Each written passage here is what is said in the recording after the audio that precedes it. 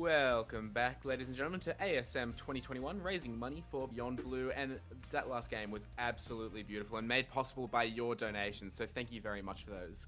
Up now, we have the start of the Spyro block, and today we'll be starting out with the OG Spyro, but the Vortex category. So I'm going to throw over to our runners to intro the run, and let's get this thing started. Cool, thank you. Yeah, so this is the original Spyro, Spyro 1. We're going to be doing a little bit of a different category today. It's not one of the main categories. This one's called Vortex. It's developed a lot as a speedrun. It sort of started as a really casual bit of a meme category, but in the last sort of year or two, it's developed into a pretty incredible category, and I'm hoping to showcase just a little bit of that today. I've got Dact on commentary as well. Hello. He hasn't run this category, but he has a lot of knowledge about this game. So yeah, I've run Spyro, like all three of the PS1 games, a lot, but this category I have very little experience in. I watched Mart's PB and then the world record history video that Humbledon made, which is very good, by the way. You should watch that. Absolutely watch that. Yeah. But yeah, this is it's a bit of a yeah, as Mart said, it used to be a meme category, but now it's actually kind of taken seriously. It's a pretty cool run. Yeah, for sure. But we'll get started, and then I'll sort of explain things as we go. So if everyone's ready on timer, and 3, 2, 1, go. Cool. Good luck. Thank you. So yeah, so it's called Vortex. Basically, what we're going to do straight off the bat is we're going to enter a cheat code to unlock all the worlds. That's game... what makes this a miscellaneous game. Basically, yep. Yeah. So I'm going to actually focus because I can't do lots of inputs while... Yeah, I've got some intense menuing here, which is unusual for a 3D platformer. There we go, I failed it once. Whoops. So yeah, I've just entered a cheat code there just to unlock all the levels. This game's any percent. You have to collect quite a lot of the things to even unlock a lot of the worlds. The reason why this category is so cool, it's similar to more of the shorter categories in like Spyro 2 and Spyro 3, if you've seen those ones. But basically, what you saw there, that's a really good trial for what you'll see for the rest of the run, is we're just going to enter every single main level, and we're going to enter the level end Vortex at the end of it. So because we've unlocked all levels with the all levels cheat, we don't need to collect anything outside of one dragon at the end. But yeah, so this sort of allows for a lot of really cool level skips, one of which I'll show off here, which is also used in any percent. But yeah, this one's pretty commonly used. You just kind of jump around this bit of scenery here and can get right up to the top level. It's not intended, of course, and skips the whole thing. Yeah. And yeah, as Marta said, you need to collect a lot of stuff for any percent. So this is about half the length of any percent. Also, wall glide here to skip into Toasty.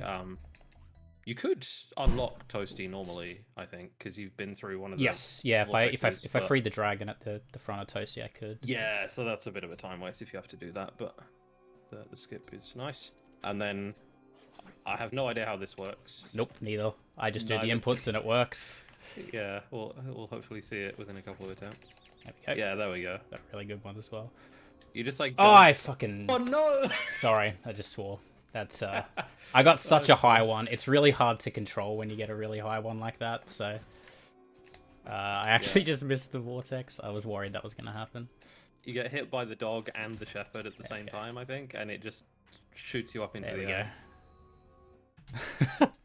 Normally, Toasty is a pretty long level to go all the way around. You have to chase the boss around and. Oh yeah, that's a boss level. Yeah. Yeah. You don't see many of the bosses in this game. Barely even bosses. Yeah. Just enemies that take more than one hit. Yeah, I'm sorry, Swedger. I'm sorry, Softy.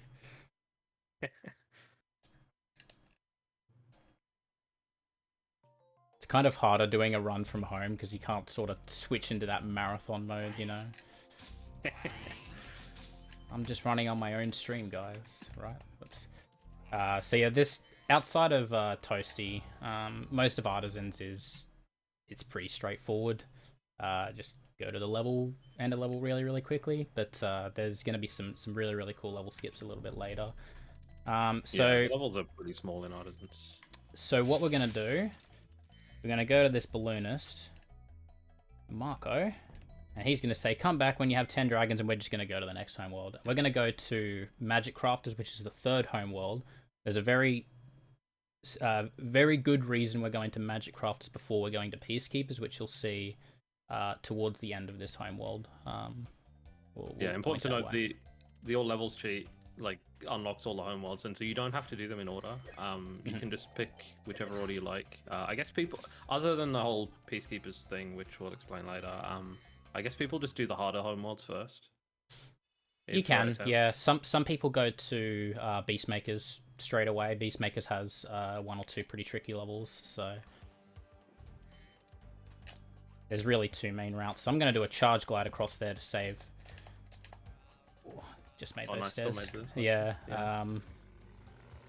So yeah, that saves a little bit of time. That glide across there. It's a little bit tricky, but it's not too bad. Just saves you having to run all the way around. Charge gliding is a very common it's a movement technique. It's not something you're kind of intended to do because it makes some unintended jumps possible, but you basically just charge and then glide very quickly, and you gain a little bit of extra height from the charge and some speed as well. Yeah, I'm going to be doing that pretty much every single time I glide, because it's faster almost every single time. So yeah, whoops. Yeah, if you learn this game, it's something you want to get used to doing straight away, because you want to there's no reason to just normal jump and glide ever. This one's a pretty straightforward level. Hopefully, if I got hit by that guy because I'm. Hit you from where did he? How did he hit you? I'm not entirely sure, but that's fine. Kicked you with his leg. Like a horse. Got too close to the back of him. Gonna get the supercharge off here and go straight to the end of level Vortex. So pretty straightforward. So Wizard Peak. So this one, I'm gonna hopefully try and do something that gets me a little quicker to the actual portal itself.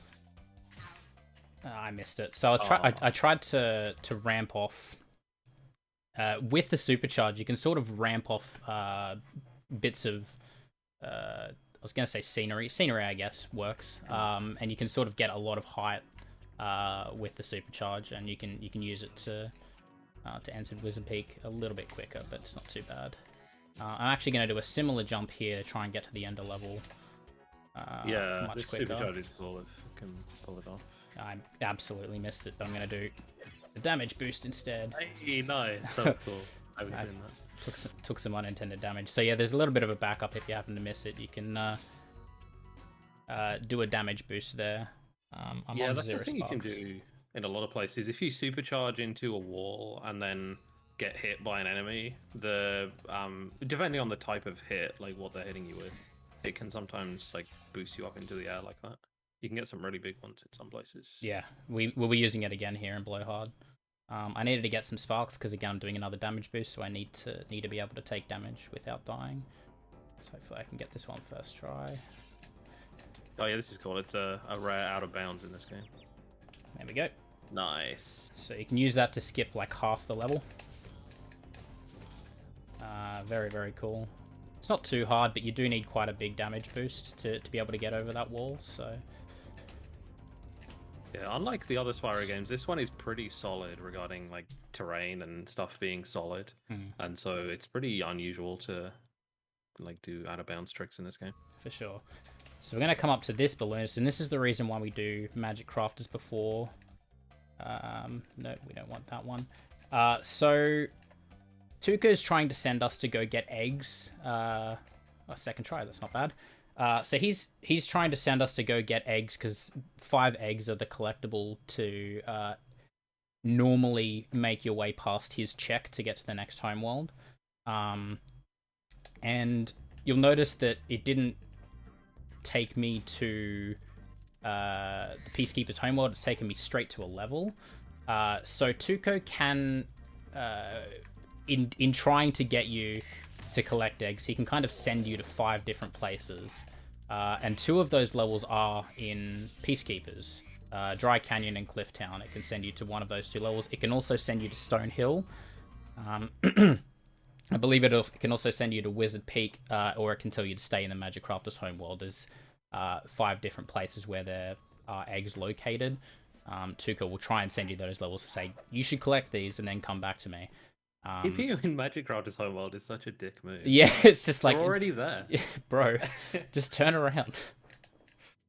But yeah, so we want to... There's a little bit of RNG.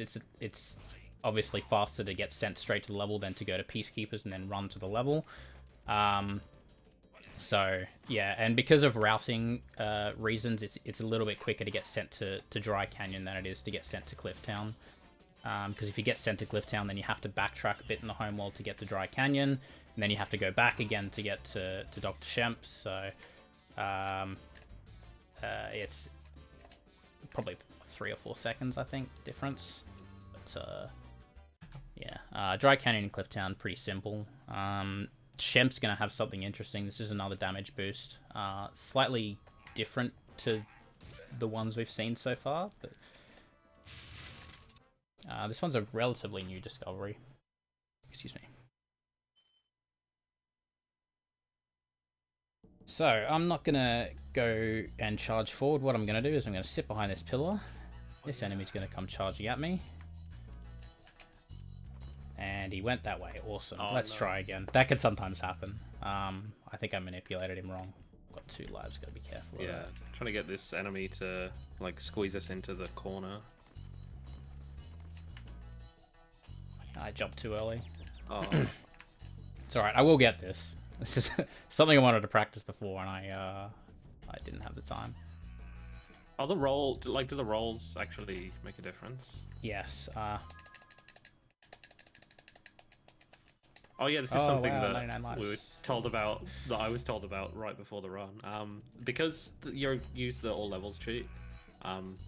Cheat codes are just allowed in this category, and so you can use the 99 lives cheat. Apparently. There we go. Nice. Cool. So yeah, so you have to roll to be able to actually stay in the corner there. So while he's running at you, if you're not rolling, he will just push you out of the wall. So you have to roll into the wall to be able to stay in between the wall and the enemy until he stops doing his running animation. And then you have to jump. I believe it's, if I'm not mistaken, they say it's frame perfect. I don't know how true that is, because it's pretty lenient if it's frame perfect. But you have to jump at the right time. And yeah, he'll hit you, and the boost sends you up, and you can go straight to the end of level portal. Took me a little longer than I'd like, but that's okay. And then Ice Cavern. You just I like the little wall proxy right into the Vortex as well. That was swag. Yeah, you kind of have to do that. Like I actually You aim off to the right of it. yeah, because it pushes you left. So Yeah, that was cool. all right, so now we'll go to Beastmakers. That's not too bad, time-wise, considering what's happened. So, this homeworld's where things start to get pretty hard, particularly the last level in this homeworld. This one has a pretty neat trick as well. Another damage boost, in fact. Damage boost and then a pretty tough glide around the buildings, right? It's not too bad, honestly. It's just where you have to me, land. it just looks annoying. Yeah, not bonking on the fan chest. That's the only hard part. Yeah. Yeah. But yeah, I'll point that out. So just gonna run through the level. I'm gonna go across here. I guess that's an unintended jump as well, but it's Yeah. pretty easy. Yeah, you can do it without touching the wall there. Anyway. There we go. Yeah, so that time he actually damage boost by bonking on the enemy himself, and oh, that was clean. Yeah, That's good. cool. I'm glad. But yeah, where you land there's a big fan chest, and If you those bonk, things are it'll really just easy to send you bonk off. Yeah, it's Yeah. very, very annoying. That's killed many a run before, bonking on that fan chest. Okay, so I need at least blue sparks. Well, I guess green because there's a fodder at the start, but I need at least 2 fodder here. This is like an OG strat in Vortex. because the Vortex is like right over here, so you can just People take... used to do this in any percent. Oh, really? Like, this is very old, yeah. Ah, that's cool. Yeah, Vortex is like right there, so that's been around forever. Yeah, an old Saboom route in any percent did Misty Bog backwards and like skip Guantanamo. That sounds like a Saboom strat. Yeah. I mean, skipping Guantanamo is nice. I'll be happy with that. Yeah. But it's just not faster. Alright, Treetops has another unintended jump. People may remember this level if they've played this game as being really annoying with all the supercharge ramps and how do you get to the end of the level. Hopefully if I get this first try. Do a charge glide, and you're at the final supercharge ramp. There you go. That's how you do it. It's as simple as that. I don't know why anyone had any issues. Our level is so broken in every category. It really is, yeah. Alright, now we've got Metalhead, and this is the reason why my estimate's so high. This and a couple of other levels. This... Oops.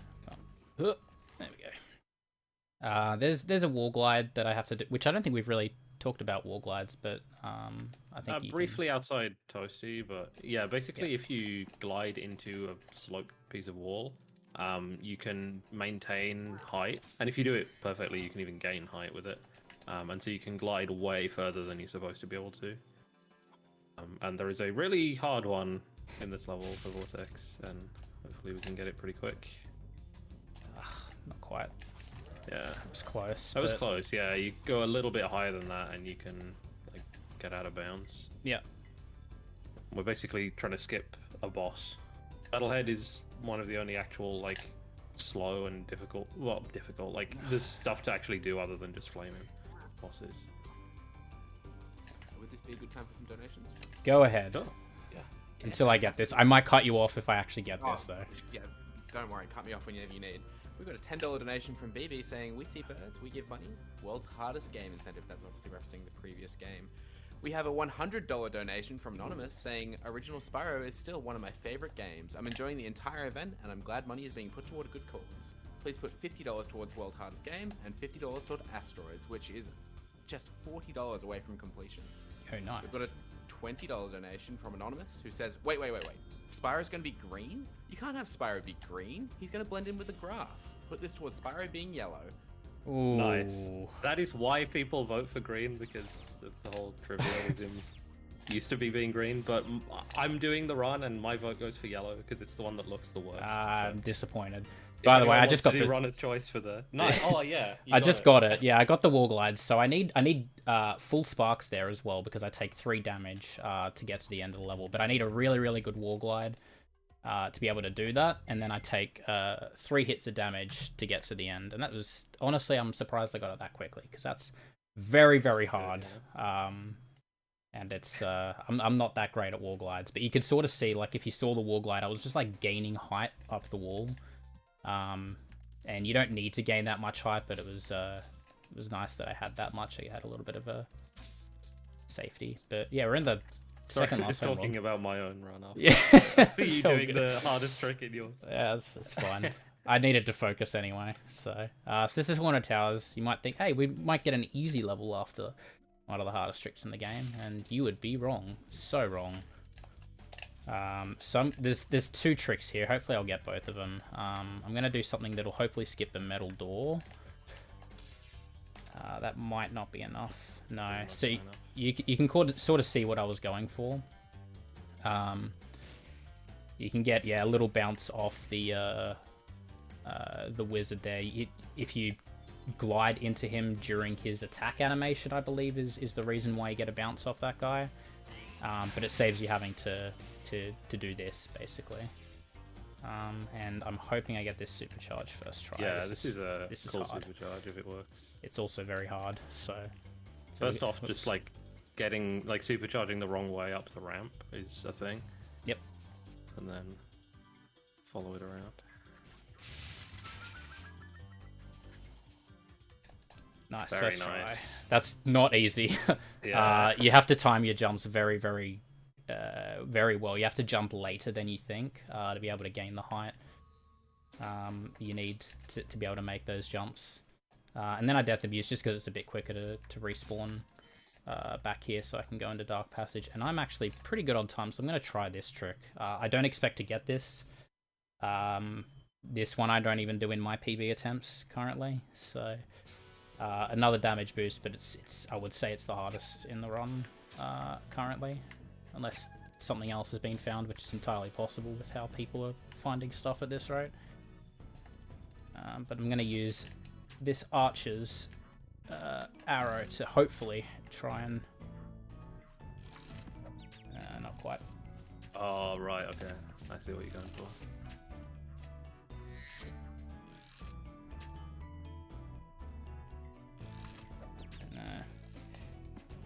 Help.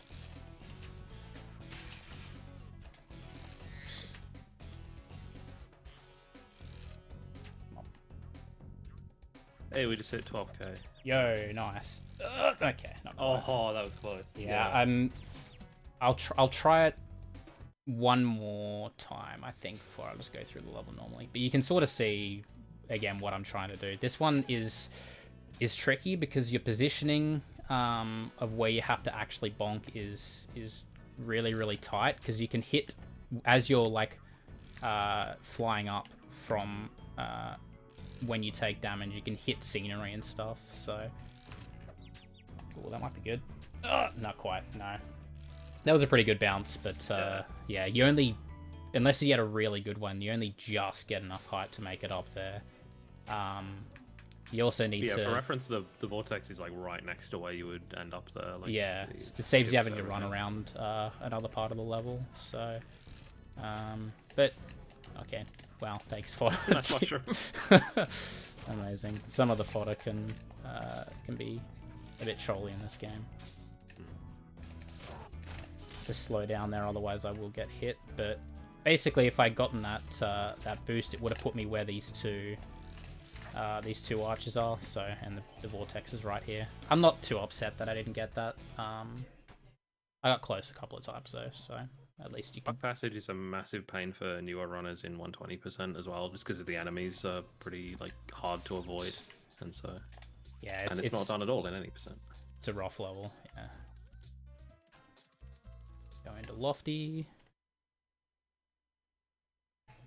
I'm curious if you could incorporate the Homeworld wall glide in this, like after Haunted Towers. I'm not sure that it would be worth it. I don't know. So I'm going to do a charge glide. So that's obviously unintended as well. Skipping having to free the fairies to get that whirlwind over there. And then there's a really hard like TAS only trick that people are trying to do in runs now, where you take damage off one of those flying enemies down below. You might have seen them. Oh, the turkey ride. Turkey ride, yeah. Hey, people, you can actually do that. yeah, people like, are on purpose. yeah, people are doing it and trying to do it in runs now, and I'm like, that's about where my limit is. I'm like, nah, I'm fine. Oh, that's sick. Yeah, that's something that people have got like accidentally a couple times, and yeah, I guess it's actually useful in this category. Yeah, you get one of the little turkey enemies to like keep hitting you upwards over and over, and yeah, it's another one that you need full sparks for, I think, because you get hit 3 times and it just gives you enough height to make it to the Vortex. But yeah, we'll just free the fairies and take the whirlwind up. Then we got Jacques. So, whoops. There we go. Good jump. This one's pretty straightforward. I'm going to do a slightly unintended jump here. Oops, if I can. Come on. Another charge glide. I'm going to free you because I like having gold sparks. And now we're at Jacques. So Jacques is one of the few bosses we actually have to beat. yeah, you can't access the Vortex without these whirlwinds, and the whirlwinds only appear as you fight the boss. So or yeah, chase the boss, I guess. Chase him, he'll drop some gems. We don't care about the gems, we just want the portal. So it would be faster if you could find a way to get up to that portal without beating Jacques, but there's not really much around in that area to like damage boost off, or you know. So it's kind of hard to do that without doing it the intended way. So now we're already into the final homeworld. Wow, this has gone really quickly. Yeah, so this is the dragon that we're going to get right at the start here is... I'm going to get it on purpose, even though it might look slow. If you don't get this dragon before you enter North Cove, you can't access Twilight Harbor. Like, the head for Twilight Harbor just won't open. So we have to free that dragon before going into North Cove. So now we'll do North Cove, and we've got... Hopefully I'll get this. This has been a bit finicky for me lately, but... Strats in Nasty's world are basically the same as in... Like not really any percent nowadays, but like a beginner route for any percent, because Nice. That's all you need to do to get through this world anyway, is just get to the end of the levels. Yeah. So that TNT bounce is very cool. Teamwork. That's one of the best trick names. I love it. Exactly. Because yeah, you're working together to get to the end of the level. Okay. You guys are bro. So yeah, that was really, really clean. The terrain that you have to, like the grass wall terrain that you have to jump off can be a little finicky sometimes. So the fact that I got a straight jump off where I needed to get off and got straight to the portal or straight to the vortex was really good. Yeah, I'm glad I had full sparks there. I just dropped a jump, so I'm gonna try and do this. Yeah, I'm gonna try it. I missed it. You know what? I'm gonna try it again. I don't care. Yeah, so this ramp, like, there's a supercharge a bit further away, and you're supposed to be able to, like, boost off this ramp to get up to the top area. But for some reason, if you, like, jump and glide and charge in the right way, you can actually just get the supercharge from this ramp, like that. Hey, no. No! And I had no sparks. Yeah, I flopped off it. That's annoying. Yeah. That's really frustrating. I'll try it again. If I miss it this time, I'll just... I wasn't expecting that. Like, after you got the supercharge, I was expecting to just go the normal way, but... No, there's more to it than that. That's only part one of the trick, so...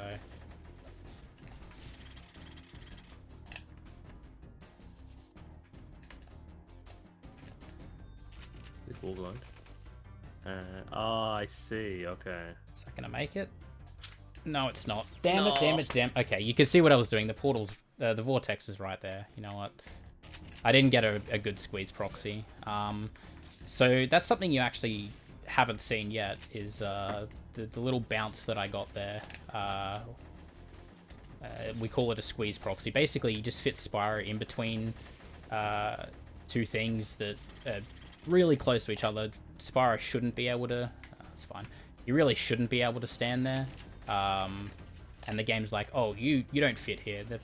You're not allowed to be here. And it squeezes him out and usually sends him upwards like that. I just got a really, really small one. Didn't quite make it to the end of the level, which is a little bit of a shame. But I basically did the trick, so I showed it off. I just missed being able to get onto the final platform.